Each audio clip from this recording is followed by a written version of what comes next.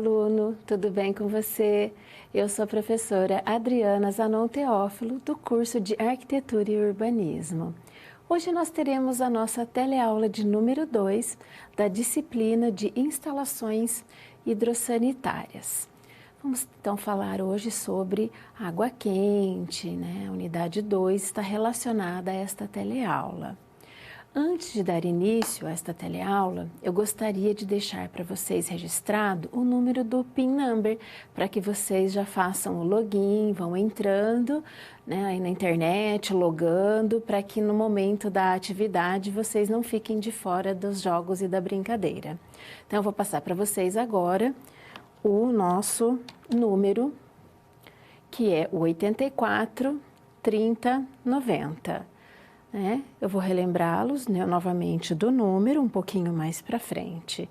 Então, anotem aí e vá passando para o seu colega para que possamos depois fazer o jogo e a brincadeira.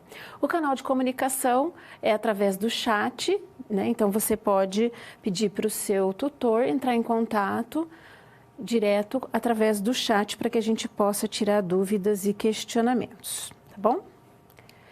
Então, hoje nós vamos falar especificamente sobre a unidade 2 do livro didático. Então, vamos conhecer o assunto da teleaula de hoje. Como se trata da unidade 2, e nós vamos falar sobre sistemas de água quente e gás, você vai adquirir como competência compreender e aplicar os conceitos e normas da instalação de água quente e gás combustível dentro dos projetos de arquitetura.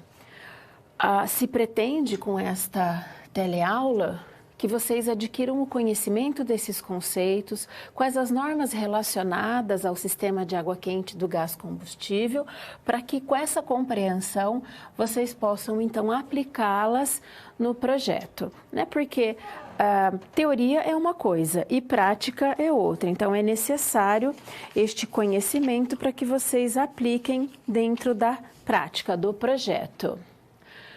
Então, como nós vamos falar desse assunto e vamos iniciar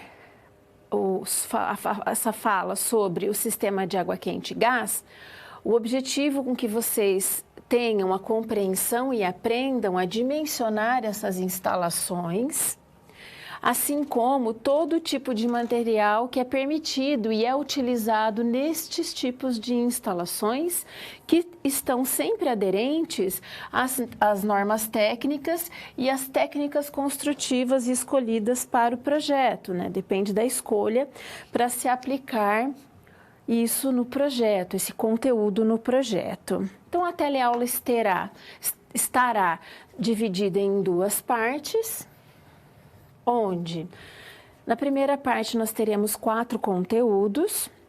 Vamos falar sobre sistemas de aquecimento, tipos dos sistemas de aquecimento, tipos de aquecedores e os materiais utilizados. Na parte 2, vamos falar sobre o dimensionamento de tubulações para água quente. Vamos falar sobre o abastecimento de gás combustível, quais os critérios para a utilização no projeto de água quente e os critérios para a utilização no projeto de gás combustível. Então, este será o conteúdo desta teleaula de hoje. Vamos dar início, então. Neste momento, vamos falar de sistema de aquecimento. Cada vez mais existem sistemas alternativos de aquecimento de água para utilização dentro de uma edificação, de um edifício. Assim como o gás e aquecimento solar vêm sendo cada vez mais utilizados, principalmente por causa do alto custo da energia elétrica. Claro que ambos precisam de um ponto elétrico para funcionar, né? Para ligar a bomba ou para fazer a ligação do marcador, do termostato, do aquecedor, porém a energia daí é bem menor utilizada do que quando se tem um sistema elétrico. Então, Aqui, esse exemplo, né, de uma caixa de aquecimento a gás, onde se tem as informações, e aqui dentro você pode ter toda a parte de acumulação de água. É parecido também, existe também esse tipo de caixa para controle desse sistema de aquecimento solar, onde se tem a placa de coleta solar e a partir da coleta, que vai para do aquecimento dessa placa. Esse aquecimento ele é transportado para um boiler, né, uma bomba mecânica, que vai pegar a água fria que está nesta caixa d'água para poder passar juntamente com esse aquecimento e distribuir assim para a edificação. Então, é um dos meios de se aquecer uma água e cada vez mais vem ganhando mercado esse tipo de aquecimento, principalmente nas regiões mais quentes do país. As instalações prediais de água quente são orientadas, assim como as de água fria, são orientadas por normas técnicas. E a principal norma de orientação para instalações de água quente é baseada na norma 7198 de 93. Que trata de projeto e execução de instalações de água quente, contendo os seguintes pré-requisitos.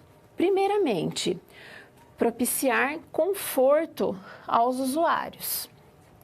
Garantir o fornecimento de forma contínua, com segurança e na temperatura, principalmente na temperatura adequada aos usuários. Preservar a qualidade da água, para que a água venha boa para consumo. E racionalizar o consumo de energia, porque quando se fala de água quente, de alguma maneira ela precisa ser aquecida. Então, o objetivo da norma é essa racionalização do consumo de energia para o aquecimento da água. Segundo Carvalho Júnior, ele aponta os principais usos de água quente dentro de uma instalação predial convencional e as temperaturas que são adequadas e convenientes para uso em seus respectivos pontos. Porque cada tipo de uso deve-se ter uma temperatura mínima e máxima adequada ao uso, senão pode queimar a pele, ou o material da pessoa que está ali utilizando aquela água quente.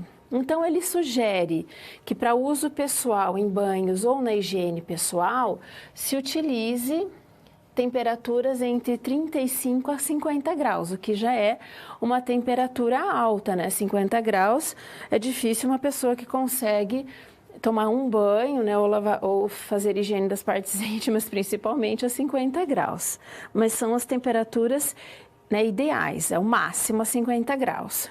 Em cozinhas, você pode ter uma amplitude um pouco maior, de 60 a 70 graus, porque vai tirar a gordura, o cheiro, a sujeira dentro desses equipamentos. Em lavanderias, mais alta ainda a temperatura, entre 75 a 85 graus, porque normalmente deve-se matar fungos, ácaros, tirar sujeiras mais pesadas e a água quente é um grande aliado para a remoção dessas sujeiras e desses ácaros, E por fim, em fins médicos, a água deve ser de 100 graus ou mais, para realmente matar as bactérias, fungos e vírus que podem conter naqueles locais. Existe também a estimativa de consumo de água quente, Então, além da temperatura ideal, existe uma estimativa para o consumo desta água. Então, aqui a gente tem o tipo da edificação e aqui quantos litros por dia em cada um desses locais de uso. Então, aqui vou citar rapidamente. Então, um alojamento provisório de obra, 24 litros por dia, por pessoa. Em casa popular ou rural, 36. Residências onde se tem aquecedor a gás, 40 litros. Elétrico, 45 e solar, 50. Apartamento, 60 litros por dia. Em quartel, né, ou alojamentos, 45 litros. Escola e internato, onde se passa o dia todo, 45 litros também. Hotel, desconsiderando cozinha e lavanderia, 36 litros por hóspede, né? Porque daí a cozinha e a lavanderia, elas vão entrar nesse outro requisito individual. Hospital, 125 litros por cama, por leito. Restaurantes e similares, 12 litros por refeição.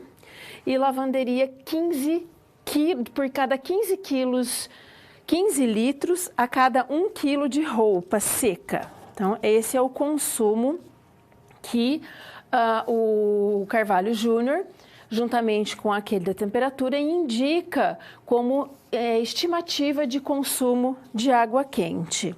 Né? Então, para que servem esses indicadores? Para que a gente possa calcular e dimensionar um sistema ou um projeto para água quente. É para isso que a gente vai utilizar esse tipo de tabela, ok? Então, esse é o começo da aula que trata sobre dimensionamento.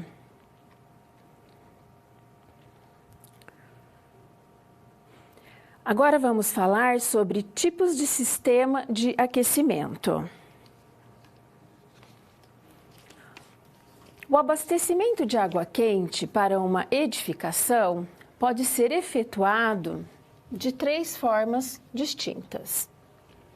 Primeiramente, o aquecimento individual, que é um aquecimento local, ou um aquecimento central privado, ou ainda o aquecimento central, porém coletivo. A especificação do tipo, né, de qual desses tipos de aquecimento vai depender de acordo com cada tipo de edificação, e quem vai definir isso é o profissional responsável, baseado sempre nas necessidades, condições e uso que vai se fazer da quantidade ou do equipamento que vai utilizar aquela água quente. Então, precisa se conhecer o projeto para se poder fazer essa especificação. Como exemplo, temos aqui o aquecimento individual, que é o aquecimento local, ou seja, ele alimenta uma única peça de utilização, como, por exemplo, um chuveiro, uma torneira elétrica ou ainda em pequenos aquecedores elétricos ou a gás que alimentam um único sanitário. Então, hoje em dia no mercado, existem vários modelos de metais ou de chuveiros ou de termostatos, né, que fazem esse aquecimento individual para cada ponto, né, um aquecimento local, né, onde de passagem, né, a água entra, aquece, né, aquece e sai aqui, entra água fria, passa por dentro desse sistema e sai a água quente pelo chuveiro. A mesma coisa aqui se for para torneiras. Então, aqui tem um aquecimento, né, onde se entra água fria, passa, aquece e vai para a torneira. Então, existem vários modelos no mercado, vocês podem buscar a especificação, se for necessária, para cada tipo de uso, para vários tipos de ambientes. Daí vocês pesquisem, né, e vão atrás das necessidades do projeto, porque às vezes numa reforma não se tem as instalações, e para evitar que se quebre toda, né, a residência ou projeto, ou em apartamento, que é mais difícil fazer esse tipo de reforma, você pode fazer essa adaptação de maneira bem coesa para que essa reforma não fique aparente, né, que você modificou grandes coisas e que você consiga trazer então conforto ao usuário, tá bom? Vamos agora ao sistema de aquecimento central privado. Esse sistema é quando se pretende aquecer somente uma unidade habitacional e não mais apenas somente um equipamento. Você tem um aquecedor um pouco maior, né? Vocês têm exemplo em apartamentos, que geralmente fica na lavanderia, né, próximo à cozinha, onde se tem essa alimentação do ponto de gás e elétrico. e onde se tem uma ventilação, né, ideal para se instalar esse tipo de aquecimento. E daí vamos dizer assim, essa máquina, né, esse equipamento, ele vai alimentar todos os pontos de consumo daquela habitação, daquele apartamento, vamos dizer assim, daquela edificação. Então, ele está ali aquecendo essa água pela passagem ou pela acumulação, né, da água, e vai ser utilizada essa água quente, tanto nos misturadores, né, da cozinha, dos banheiros, na área de serviço, quando se tem o ponto de água quente, e você pode aquecer para todo o apartamento, toda a unidade habitacional. Normalmente é utilizado esse tipo de aquecedor, que é o de acumulação, elétrico ou a gás, que você consegue então aquecer a água e acumular. Por isso que você tem um equipamento com uma dimensão um pouco maior do que aqueles que vocês viram há pouco, quando o aquecimento é individual e local, que é uma pequena máquina pequena, uma pequena resistência, onde se aquece aquela água de passagem. Aqui mais um exemplo, né, um corte interno. Existem várias marcas e vários modelos, então só para vocês entenderem o esquema, aqui entra água fria, né, passa pelo sistema, aqui está o aquecimento, se acumula água, que sai, a água quente sai por essa saída e alimenta todo o resto desta unidade habitacional. Aqui mais um exemplo dos aquecedores mais convencionais que vocês veem dentro dos apartamentos. Hoje em dia se tem esse que é menorzinho, só de passagem, onde você tem um aquecedor um pouco menor, né, com seus termostatos, com os seus indicadores de temperatura. Existem realmente vários modelos.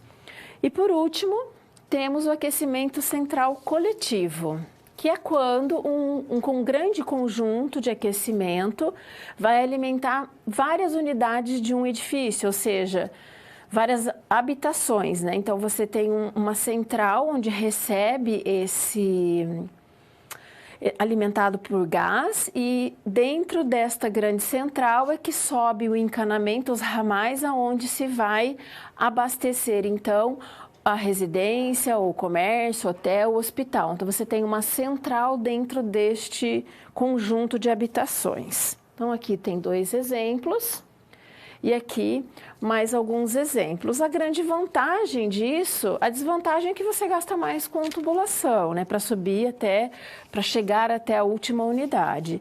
Mas a grande vantagem é que você tem espaços concentrados para manutenção e instalação concentrada de todos esses aquecimentos, sem perigo de ter vazamento de gás dentro do seu apartamento, né? Então, tudo tem prós e contras. É realmente necessário que, antes de fazer a escolha do aquecedor, que se veja o espaço disponível, qual é o tipo da instalação existente, se vai fazer alteração dessa instalação, de que maneira, como será essa instalação? Será elétrica, será a gás? Onde está esse ponto? Como é que está esse respiro? Eu consigo fazer uma vazão, porque tem que ter o respiro do gás, né? Então, como isso se encontra nesse local que vai ser instalado esse sistema? É necessário primeiro conhecer, para depois se fazer essa alteração. Ou, quando você está fazendo um projeto, é necessário que você já especifique e veja as dimensões existentes no mercado, para que você já deixe uma localização X dentro daquele espaço desejado, que normalmente são nas lavanderias, que tem essa ventilação disponível, para que faça parte do projeto a programação dessa máquina, dessa instalação, para que não tome espaço de outras atividades que serão feitas dentro daquele ambiente, para que não fique ergonomicamente, seja viável, para que não atrapalhe no uso daquele espaço, ok? Então, este é o conteúdo. Vamos falar agora sobre os tipos de aquecedores que temos no mercado. Então, hoje o mercado de aquecedores de água é grande, porque existem vários tipos, mas a grande maioria, os mais comuns utilizados, são os que fornecem aquecimento direto e indireto. Estes podem ser de passagem ou de acumulação. onde a fonte de energia empregada pode ser por eletricidade, gás ou por aquecimento solar. Os aquecedores elétricos, por exemplo, utilizam a energia elétrica para o seu funcionamento. Pode ser aquecimento de passagem ou por acumulação. Então, o de passagem é um exemplo, né, do chuveiro, onde você tem a entrada da água fria, ele passa pela serpentina numa pequena resistência elétrica e vai aquecendo essa água que está passando, por isso que ele se chama de passagem, e aqui sai a água quente. E normalmente se tem um controle de temperatura cada um desses chuveiros. Então, quanto mais água, menos quente é essa água, porque o volume da água é maior e a resistência não dá conta de aquecer. E quanto menor o volume da água passando, né, devagar por essa resistência, mais quente vai sair essa água. Podem fazer essa experiência aí dentro no chuveiro de vocês, quem tem um chuveiro elétrico. De passagem por quê? Né? Eu acabei de falar, porque ele faz o aquecimento instantâneo, conforme ela vai realmente passando nessa resistência. E é um dispositivo instalado na tubulação dentro dos aparelhos, ou na tubulação, ou dentro dos aparelhos, que foi no caso o exemplo do chuveiro, que eu trouxe aqui também como exemplo. Chuveiros elétricos, torneiras, aquecedores automáticos, onde você tem essa ligação direta e de passagem, passando e esquentando rapidamente a água. Os de acumulação. Primeiramente, a água é aquecida e posteriormente utilizada, por isso que é chamado de acumulação. Que também vocês conhecem os boilers, né, que são instalados ou nos telhados ou em locais que têm a dimensão disponível para instalação. Porque a água fica acumulada num reservatório, tipo uma caixa d'água, mas é um reservatório que vai ficar com aquela água já aquecida, proporcionando maior vazão aos pontos de utilização, porque fornece água quente de imediato e na temperatura desejada pelo usuário. E você ainda pode regular com a água fria, né, no misturador. E dependendo também da temperatura que está aquecida essa água, você tem que colocar um pouco de água fria, porque às vezes ela passa dos 50 graus, que é uma temperatura já alta para uso dentro de um banho. Porém, existe a questão do custo sobre esse tipo de aquecedor, que é um custo normalmente mais elevado, porque você tem que comprar, né? Quando a gente está falando de boiler e de placas solares, você tem que comprar as placas solares. E daí você tem um custo elevado desse consumo e normalmente tem uma baixa pressão, ocasionando pouca vazão de água. Então, precisa ser muito bem projetado para que isso não aconteça. Inclusive, o dimensionamento do boiler, né, desse reservatório precisa ser bem dimensionado, porque se eu tenho lá 5 pontos consumindo essa água, rapidinho vai acabar e fatalmente alguém vai ficar sem água quente. Tem os aquecedores a gás. Primeiramente, é um tipo de aquecedor que deve estar de acordo com a NBR 7198, com a NBR 13103 e ainda em conformidade com a NBR 5899, tá?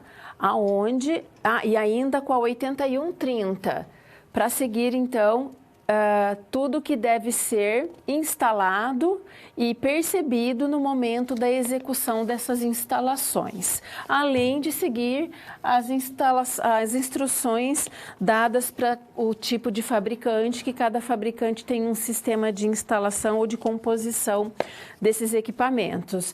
Porque é muito sério esse tipo de aquecedor por se tratar de ser um aquecedor a gás, então você tem uma série de requisitos que devem ser previstos para se fazer a instalação correta e não ter vazamento de gás, né, ou perda desse gás no momento da utilização. E o de passagem a gás, como ele é de passagem, ele aquece instantaneamente, basta abrir a torneira que o aquecedor liga automaticamente. Então, ele não fica lá ligado acumulando a água e reservando essa água. É quando a água passa por aquele aquecimento, instantaneamente ela já sai na torneira ou no ponto de consumo. E esse tipo de aquecedor de passagem a gás, eles utilizam espaços reduzidos, né? Normalmente são aquelas caixas quadradinhas menores. Para instalação, são modelos que são mais simples para poder fazer a instalação, atende vários pontos de projeto e daí, dependendo da quantidade de pontos, você precisa de um dimensionamento diferente. E ele, naturalmente, é abastecido, alimentado por um reservatório superior de água fria, independente se é uma casa ou um prédio, né? Vem essa alimentação de água para poder passar por essa passagem de gás. E daí existe a questão da pressão. Então, se você tem uma boa pressão de água, devido à altura que está instalada essa caixa d'água, naturalmente você vai ter uma boa pressão de água quente também nessa instalação. Ok? Então, aqui eu trouxe um exemplo, né, do aquecedor de passagem a gás, que é um exemplo bem comum de utilização aí nas residências. Temos o de acumulação a gás, como eu também já disse, ele armazena essa água, então ele precisa de um espaço maior, físico. E é importante que vocês saibam qual o sistema que vai ser utilizado nesse projeto para que esse espaço seja deixado, né? Olha esse aqui, por exemplo, deixou no meio da sala porque não tinha outro espaço para instalar, né? Aqui já não, já se colocou de pé um modelo mais adequado lá no espaço onde tem essa ventilação na lavanderia, que é normalmente onde se coloca esse tipo de equipamento, devido à ventilação que se tem nesses espaços. Então, esses equipamentos, eles devem estar adequados às normas pertinentes para que se instale adequadamente para cada uso. E por último, o aquecedor solar, que atualmente, devido aos altos custos das tarifas de energia elétrica, ele tem sido muito utilizado, porque a energia solar pode ser aproveitada, né? E daí você precisa colocar os equipamentos, as placas coletoras dessa energia para que você possa acumular esse calor e então passá-lo para a água, aquecer a água fria do seu reservatório. Pode ser utilizado esse tipo de aquecedor para aquecer o sistema de água da edificação, inclusive piscinas, spas, né, onde você precisa de fornecimento de água quente, ele pode fazer, deve ser calculada essa quantidade de água quente que você pretende ter, para que seja dimensionado a quantidade de placas que você precisa para aquecer certo equipamento, certo ambiente dessa residência. O único problema maior que dizem, né, que tem são os dias nublados e chuvosos, porque essa eficiência cai. Se você passa aí uma semana sem sol, né, chovendo 1, 2 semanas, você vai ficar sem água quente esse tempo todo e daí fica complicado. Então você precisa ter um sistema misto, né, um aquecimento elétrico, um chuveiro elétrico, pelo menos em um ponto da residência, para que você não fique na mão. Então, aqui eu trouxe um exemplo. Então, depende do que você quer aquecer e precisa ver se também tem telhado suficiente para colocar a quantidade de placas necessárias para o volume de água que você pretende aquecer. E daí você precisa de uma bomba, né, o boiler, para acumular essa água quente e daí distribuir, então, para a sua edificação. Para esse tipo de uso, deve-se seguir a norma de desempenho térmico, assim como a NBR 10185 sobre reservatórios termossolares, a 10184 para coletores solares em planos líquidos e a 12269 sobre execução de instalações de sistemas de energia solar que utilizam esse tipo de coletores para aquecimento da água. Ok? Então, esses são os tipos de aquecedores disponíveis no mercado. Vamos falar agora sobre os materiais utilizados em aquecimento. Atualmente existe no mercado diferentes opções de materiais para instalações de água quente, assim como o cobre, o CPVC, o PEX e o PPR. Vamos ver um pouquinho de cada um. O cobre, por exemplo, ainda é utilizado, mas já está caindo em desuso. Por quê? A sua resistência é a uma alta temperatura. Ele realmente aguenta, suporta a tubulação até altas temperaturas, geralmente até 270 graus.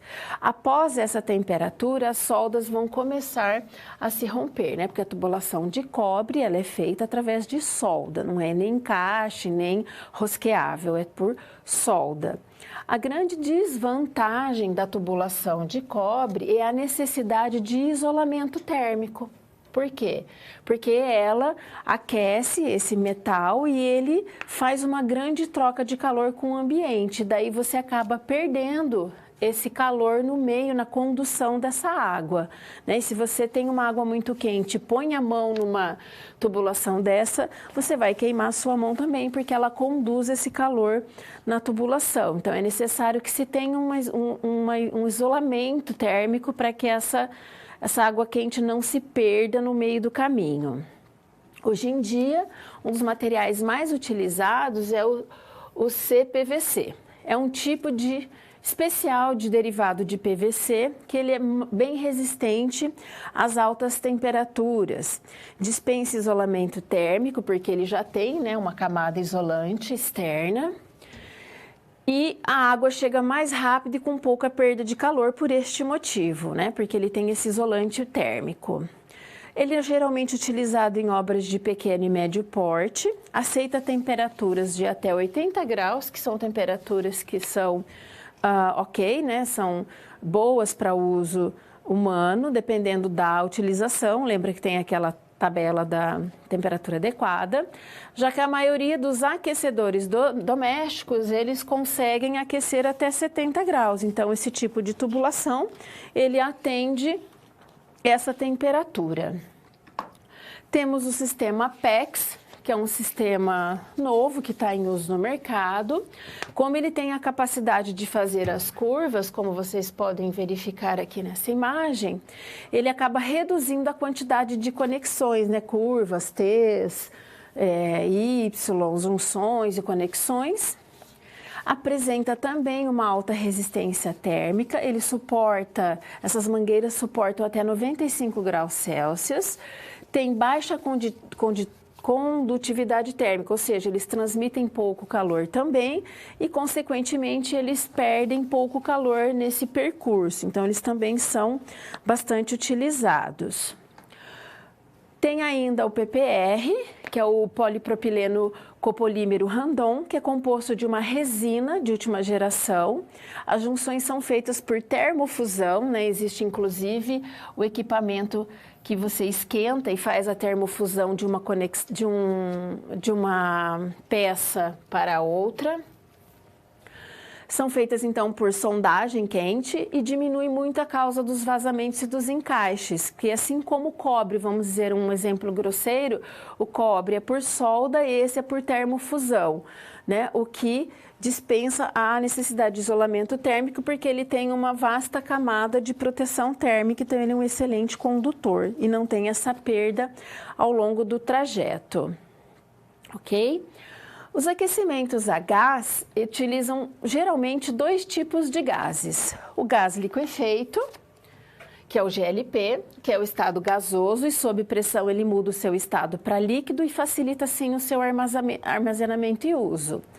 É um gás inodoro e por isso as empresas adicionam enxofre nesse gás para facilitar a identificação de vazamentos. Porque se ele é inodoro, as pessoas podem morrer, né, por causa da inalação desse gás. Normalmente utiliza-se recipientes de 2 a 90 quilos, dependendo da dimensão ou da necessidade de uso para esse tipo de instalação. O gás natural, que é o GN, metano e outros adicionado com outros hidrocarbonetos, ele é mais leve que o ar, por isso geralmente ele vai para a parte de cima dos ambientes, para as partes altas, eles se acumulam ali próximo ao teto. Seu abastecimento é por meio de canalizações e por empresas concessionárias que têm a autorização para comercialização desse tipo de gás, tá? Então, esse é o conteúdo desta parte deste bloco. Vamos conhecer agora a nossa primeira SP. Vamos falar sobre aquecimento solar. Seu cliente quer instalar um sistema de aquecimento solar em sua residência e você deverá calcular o volume do boiler e a quantidade de placas, necessárias lá no telhado para poder receber esse calor. Você deve considerar 100 litros por pessoa por dia para este cálculo. Então, as informações que você tem são quantos moradores possuem, no caso, 5. Se existe, além do uso convencional, algo a mais, no caso, existe uma banheira de hidromassagem com capacidade de 150 litros. E tem ainda a informação que 1 metro quadrado de placa coletora é suficiente para aquecer 50 litros de água. Então, você precisa calcular o volume do boiler e a área coletora, quantidade de placas. Para calcular o volume do boiler, você precisa saber quantos litros de água é consumido nessa residência. Então, você tem que considerar 5 pessoas e multiplicar por 100, que é o dado informado. Então, você tem um volume de 500 litros dia naquela residência. Tem que adicionar o volume da banheira, não que você vai encher todo dia, mas você precisa considerar. E você daí faz a somatória, 500 mais 150, você tem um total de 650 litros dia para a necessidade desse boiler. Então, o volume do boiler que você precisa ter de água quente acumulada é de 650 litros dia. E para calcular a quantidade de placas necessárias para armazenar esse calor, para se transformar a água quente, você tem que considerar que cada 50 litros de água é necessário 1 metro quadrado de placa. Para 650, você precisa de qual capacidade de área coletora? É uma regra de 3 e o resultado dá 13 metros quadrados de telhado. Tem a inclinação correta, enfim, a empresa daí vai fazer essa instalação. Mas você precisa de 13 metros quadrados de telhado e se você considerar 1 metro quadrado cada placa, você precisa de 13 placas para poder aquecer, então, o sistema de água desta residência, através do aquecimento solar, tá bom? Então, agora nós vamos dar um tempinho para as perguntas. Eu gostaria de lembrar vocês o número do PIN. Anotem aí novamente. Anotaram? Agora eu fico aguardando as contribuições, dúvidas e perguntas através do chat. Já já nós retornamos. Até já.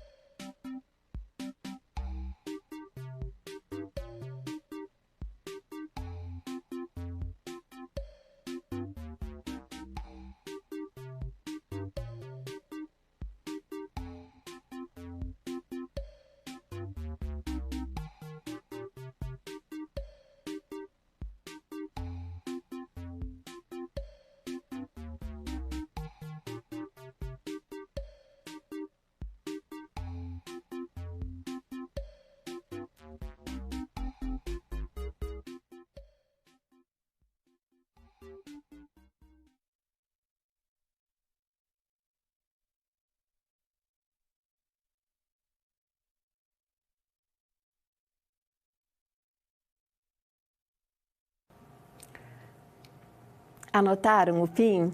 Anotem o PIN number para a gente fazer o jogo ao final da teleaula número 2. Agora nós vamos falar sobre dimensionamento de tubulações para água quente.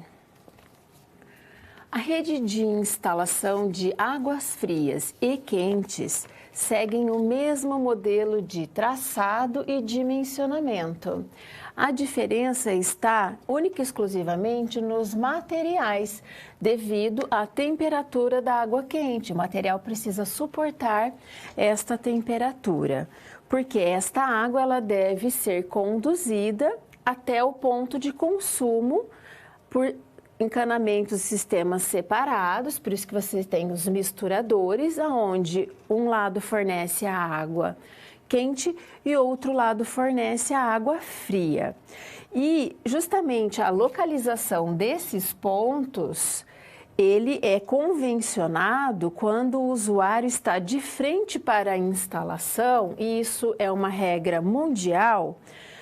Toda a água quente fica do lado esquerdo do usuário, porque a tendência é que a pessoa que é destra, e a maioria da população é destra, acione primeiro o ponto da direita, que é o de água fria, e daí evita, assim, acidentes, queimaduras e as demais consequências que possam surgir no momento, né, de ligar esta água quente e ela vir com força para cima do usuário. Então, por este motivo e por convenção, esse é o sistema de instalação de pontos de água fria e quente. Como já dito, o sistema e esquema para as instalações são o mesmo, né, para água fria e quente. A questão está no nível de conforto que se pretende entregar esta água quente ao usuário. Então, para que não se perca a condução deste calor durante o percurso, você precisa fazer uma instalação correta. E para que você possa fazer essa instalação correta, é necessário que o profissional conheça a quantidade e o tipo dos pontos de consumo, bem como a vazão de cada um desses equipamentos, ou seja, as peças que você vai utilizar nesses pontos de consumo. E esses números, os valores, eles podem ser encontrados na tabela simplificada da NBR 5626, que eu trouxe aqui como exemplo. Então, dependendo da peça, do aparelho que você está utilizando, você tem a quantidade de vazão de litros por segundo e o peso relativo de cada uma dessas peças. Então, você vai aqui verificar qual é o equipamento, né? Uma banheira, um chuveiro elétrico, uma pia com torneira de água fria e vamos ver aqui um bidê, né, que quase não se usa mais. Então, você vai buscar no tipo do aparelho qual é a vazão de litros por segundo e o peso e vai buscando essas informações para poder fazer, então, o dimensionamento. E daí, quando você conhece, né, o tipo de peso, somando os pesos daquele banheiro, vamos citar ele como exemplo, você tem a soma dos pesos para o tipo de instalação que você está colocando. E daí você tem as variáveis. Entre os pesos 0 e 1,1, você usa tubulações de 20 centímetros, entre 1,1 e 3,5 de 25, 3,5 e 18 você usa de 32, 18 e 44 você usa 40, e 44, 100 você usa 50 milímetros e assim por diante. E daí, com o peso, com esses pesos somados, você vai definir, então, qual é o diâmetro dessa tubulação para cada um dos trechos, para cada um dos equipamentos que você vai abastecer. A distribuição, o projeto, né, esse dimensionamento, deve ser composto do ambiente que você vai fazer o projeto, onde você vai dimensionar essa tubulação, e deve ser traçado em esquadro de 60 graus, assim como o projeto de água fria. Você deve apontar a localização dos pontos de alimentação, então onde estará o lavatório, a pia, a bacia sanitária, o chuveiro, todos esses pontos que constam dentro daquele ambiente, né, os equipamentos que lá estarão. Você tem que colocar uma linha fina ou tracejada que liga a peça até a altura do ponto de alimentação. Os ramais internos ligam aos pontos de consumo, né? Então, ou seja, toda a tubulação que entra dentro daquele apartamento vai ser ramificada e vai abastecer os pontos de consumo. Se são 3 banheiros, ele vai se ramificar em 3. E assim por diante, tanto para a instalação de água fria quanto para a instalação de água quente. E daí, nesse momento, você indica os ramais e subramais, bem como o diâmetro dessas tubulações. As prumadas, tanto de água fria como de água quente, sempre deverão ser separadas, né? Porque elas estão conduzindo formas e temperaturas de água diferentes. Então, aqui tem um exemplo, onde nós temos o mesmo desenho, né? Olha aqui, ó, a gente tem o mesmo desenho para água fria e para água quente, né? Eles estão indo na mesma prumada, em prumadas separadas, desculpa, no mesmo sentido. E daí existe a distribuição, aqui está pontilhado, né? Para água quente e contínuo para água fria, onde tem a alimentação, então, desses pontos. Tá? Então, é assim que se faz o dimensionamento para água quente através dessas tabelas que são conhecidas através da norma 5626. Então, busque essa informação para que você possa fazer esse dimensionamento correto para cada trecho e para cada equipamento que você pretende usar dentro daquele ambiente. Chegamos ao final deste conteúdo. Agora vamos falar sobre abastecimento de gás combustível.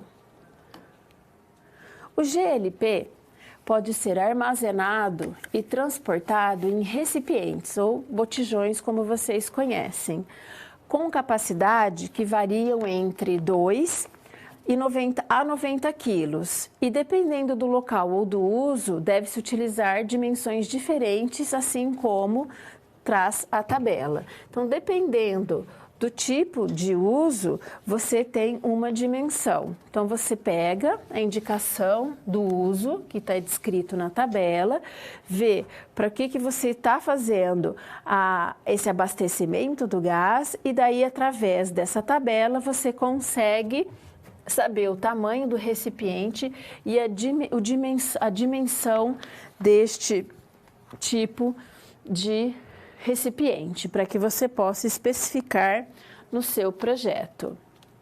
Para que esse gás chegue ao destino de consumo, é necessário uma instalação, assim como qualquer outro sistema. Normalmente, essa instalação nas residências convencionais é feita através de uma mangueira flexível transparente de PVC, né? Possui normalmente uma faixa amarela no interior dessa mangueira e ela é meio aramada. E se tem a data de fabricação e o prazo de validade, que é muito importante, porque ela vai ressecando com o tempo. Então, é necessário que, de no mínimo 5 em 5 anos, se troque esta mangueira e os adaptadores, se for necessário. Mas a mangueira é bom sempre verificar e fazer a troca. E essa mangueira, normalmente, deve ter menos de 1 metro.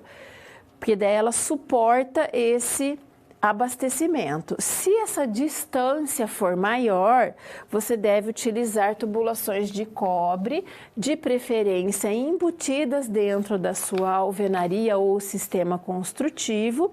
E dependendo do sistema construtivo, você tem que fazer um isolamento térmico, porque lembra que a tubulação de cobre, ela conduz muito calor e ela perde calor no meio da sua condução.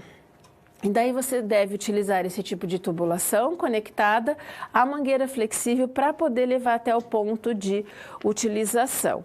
Toda essa instalação deve estar de acordo com as normas do Inmetro, então é importante que vocês conheçam as normas, sejam curiosos e olhem as exigências.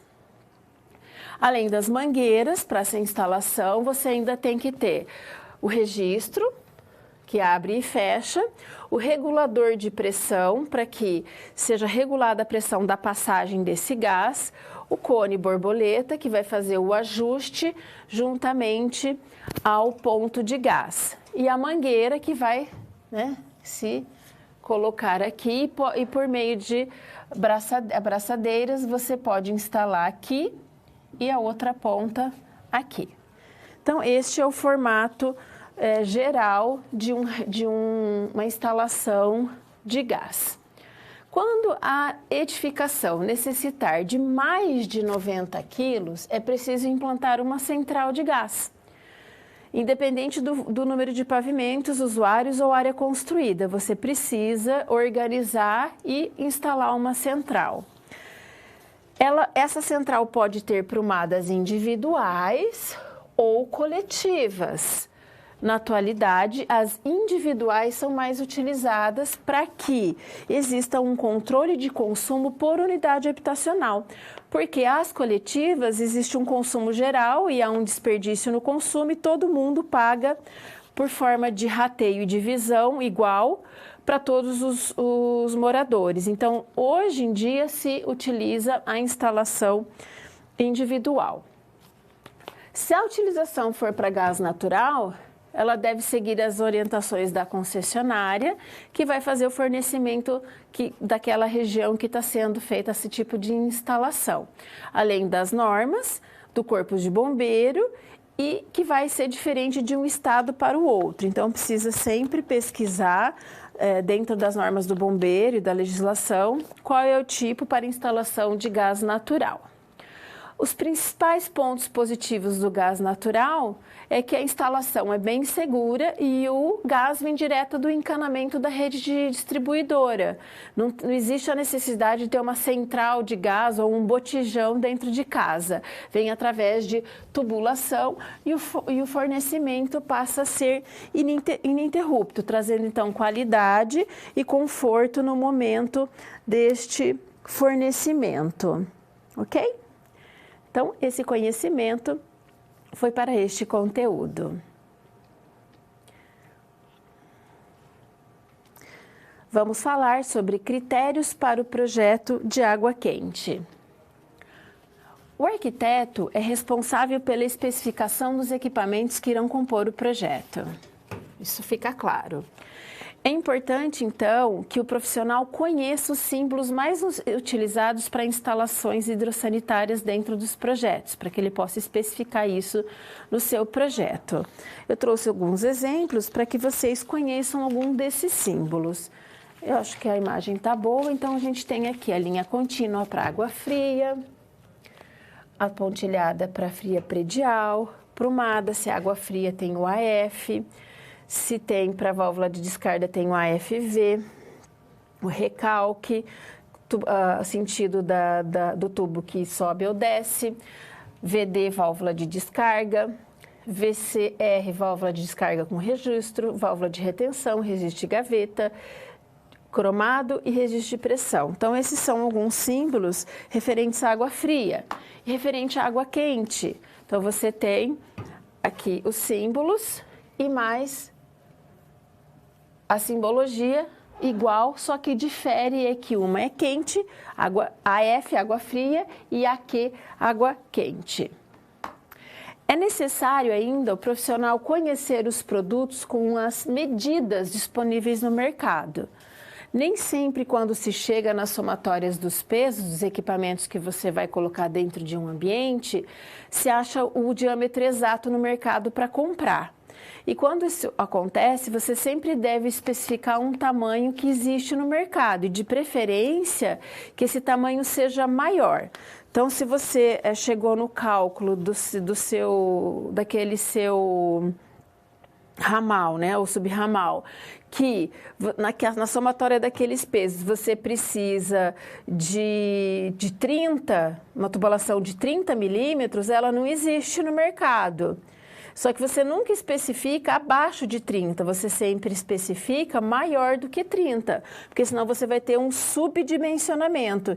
E é melhor você ter um dimensionamento maior, para que o fluxo seja melhor dessa tubulação. E aqui o exemplo, então você tem a aprumada de água fria e de água quente. A fria está em azul, com linha contínua, então vocês podem ver o percurso. E a quente está em linha vermelha pontilhada. Vocês podem ver que quando se tem um misturador, os registros de gaveta e de pressão, tanto para misturador quanto para o chuveiro, elas acompanham esse encanamento, eles são paralelos, tanto para água fria quanto para água quente. A diferença é que são tubulações diferentes, com materiais diferentes para alimentação de águas com temperatura diferente. Ok? Ficou claro? Então é bem fácil representar um projeto em 60 graus, em perspectiva, dimensionando e mostrando como é a aprumada e a descida dessas tubulações que vão alimentar os equipamentos dentro desses espaços. Vamos conhecer agora os critérios para o projeto de gás combustível. Primeiramente, a tubulação de gás deve ser dimensionada por meio das metodologias clássicas, ou seja, método dos comprimentos reais e equivalentes. Então, você deve escolher a tipologia construtiva. Então, qual é? Alvenaria convencional, é pré-moldado, é steel frame. Então, qual é a tipologia construtiva? Aí você escolhe a pressão da operação, quais os equipamentos, a potência, a vazão de cada aparelho. Vai ter que fazer o cálculo da perda da carga das instalações, o cálculo da vazão de cada trecho, os diâmetros das tubulações e a consulta da pressão disponível na rede de distribuição, porque às vezes você tem uma pressão baixa na rede de distribuição e daí você não recebe regularmente esse gás.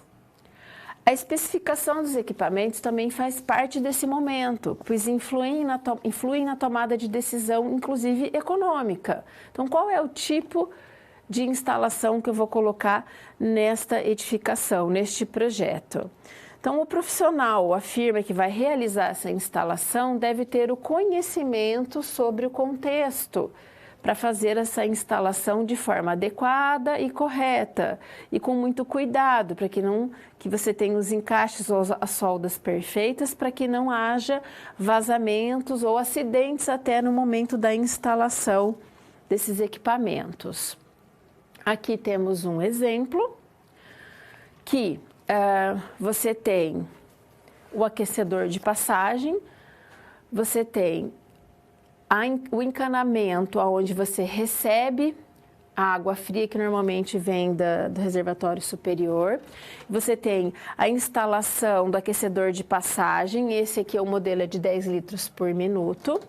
E daí a água passa por aqui e vai ser distribuída para os vários pontos de uso, ok?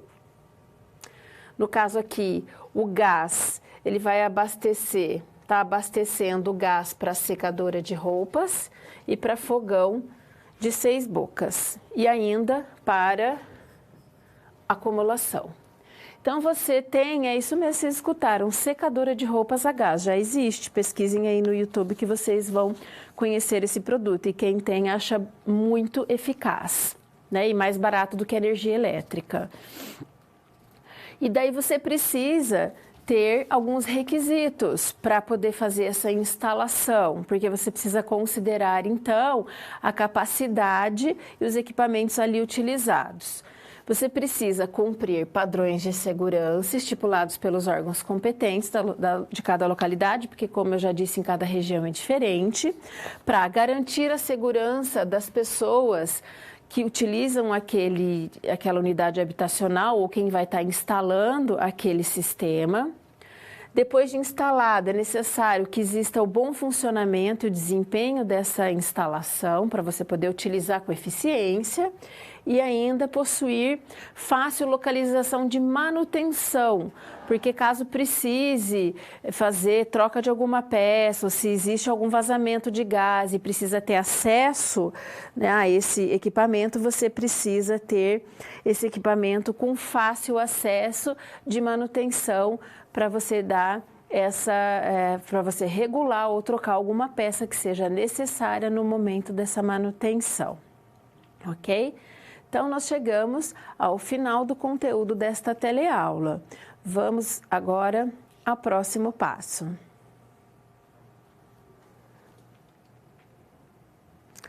Vamos resolver a SP de número 2, projeto de gás. Desculpa, passou rápido demais. Além de um fogão, neste projeto de cozinha, vai ter um forno a gás, que está aqui. Então, tem aqui o fogão. Cadê o fogão? Estou enxergando o fogão. E temos o fogão e um cooktop. Então, eles estão separados. Então, você precisa fornecer o gás, que o cliente quer com gás e não quer elétrico, justamente devido à economia, porque a sua unidade habitacional já tem o abastecimento por gás. Então, nas tubulações de gás residencial com alimentação tipo GLP, que é um botijão comum, você deve utilizar tubulações de cobre com diâmetro nominal de 15 milímetros, que é o que tem no mercado. Porque o botijão está distante dos pontos de alimentação, mais de 0,80 centímetros, né, quase 1 metro, distante dos pontos de alimentação e utilização. E daí você precisa, para alimentar essa solução do forno e cooktop, onde você tem em espaços separados e diferenciados dentro da sua cozinha, você precisa ramificar essa tubulação e acrescentar, então, a alimentação deste cooktop e deste fogão, fazendo essa diversificação na sua tubulação para que você possa abrir o fornecimento e abastecer o cooktop e o fogão, ok? O forno. Então, tem o forno, o cooktop com fogão para alimentação nessa cozinha, que antes da reforma era só na parede, nesta parede aqui. E daí, com a mudança do projeto, você tem que ampliar aqui. Daí, como você vai embutir essa tubulação, você vai precisar realmente reformar toda a planta, ok? Então, esta foi a nossa SP, onde vocês precisam ver que quando é necessário o tipo de instalação e quando ela não existe, você precisa de uma reforma. E você também precisa conhecer qual é o tipo de equipamento que você está instalando para que você possa dimensionar corretamente e escolher qual é o material que você vai utilizar para fazer essa nova instalação que está sendo incluída neste ambiente para esses novos equipamentos. Chegamos ao fim deste conteúdo. Vamos agora recapitulando, aonde vamos resumir o conteúdo desta teleaula. Nesta teleaula, nós falamos sobre os sistemas prediais de água quente e de gás combustível. Todos os tipos de materiais que podem ser empregados nesses sistemas de instalações e as várias e diversas normas que vocês viram e devem ser consultadas para que você possa elaborar os projetos de água quente e de gás. Vocês conheceram como efetuar o dimensionamento através das tabelas, né, e dos pesos, que vocês conseguiram ver o tipo de equipamento, as peças que vocês vão utilizar, para que vocês possam fazer o dimensionamento para a distribuição da água quente e também do gás combustível. E, ao fim, puderam compreender, dimensionar, projetar e executar a implantação de sistemas hidrossanitários de água quente e gás de forma adequada conforme normas vigentes no país. Mas lembre-se que em cada região é diferente a questão da normativa para a aplicação, principalmente do sistema de gás, né? Então, você deve consultar, porque em cada região existe uma norma diferente do bombeiro. Então, consulte lá as NPTs, ou em cada região também tem um nome diferente para essas normativas dos bombeiros, para que você consiga fazer a aplicação e uso correto e especificar corretamente no seu projeto o tipo de gás ou as instalações que serão necessárias para abastecimento daquela edificação ou daquela unidade habitacional. Então, você sempre deve estar atento às normas que estão relacionadas ao produto que você está especificando, tá bom? Chegamos ao final desta teleaula. Vamos agora ao Kahoot e as perguntas que vocês devem mandar ao final do jogo. Vamos colocar aqui, eu vou dar uns 20 segundos para as pessoas que não estão conectadas fazerem o login, para que possamos dar início ao jogo. Temos 23 jogadores, vamos fazendo o login, por favor.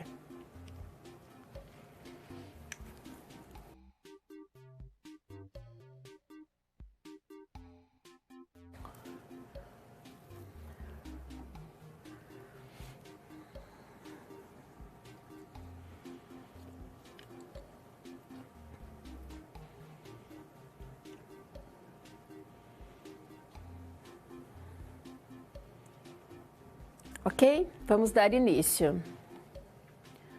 3, 2, 1, vamos lá. Primeira pergunta.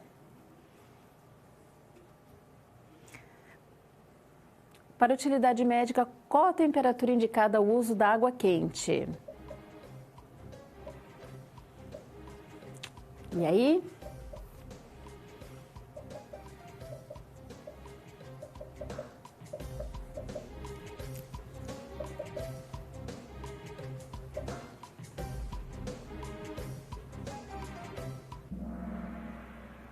Muito bem, a maioria prestou atenção na aula.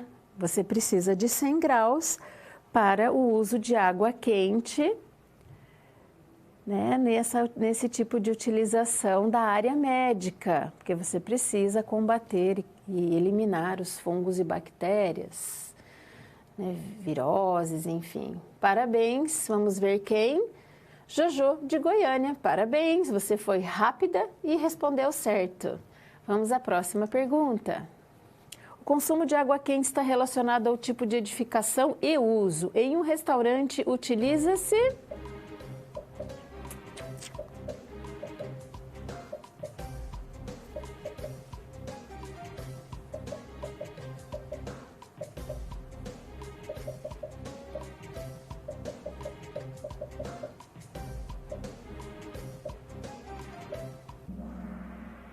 Muito bem, 12 litros por refeição, exatamente, né? Uma quantidade por refeição servida. Félix foi o ganhador desta rodada, parabéns. Vamos à próxima. Sobre o aquecimento de água em uma peça, assim como o chuveiro, trata-se de que tipo de aquecimento?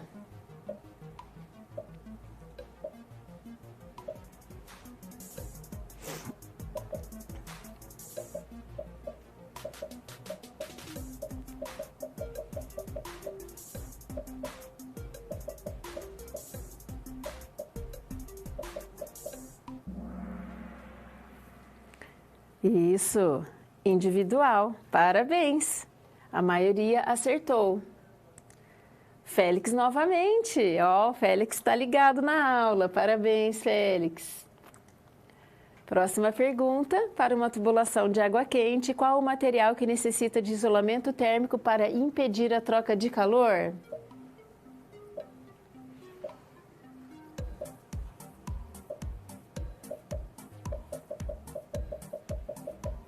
Ficou confusa? Não, acho que vocês vão acertar. Vamos ver, vamos ver. Muito bem. Erraram mais do que nas outras, mas acertaram, a maioria acertou. O cobre.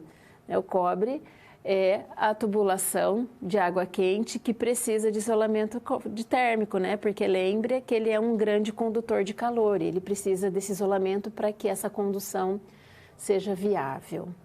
E vamos agora a nossa, ó, o Félix de novo, hein, Félix? Parabéns, está no top. Vamos ver se a última ele acerta também, vai ser o grande vencedor. A imagem abaixo sobre a instalação de gás comum. A peça em destaque é, que está aí nesse quadradinho.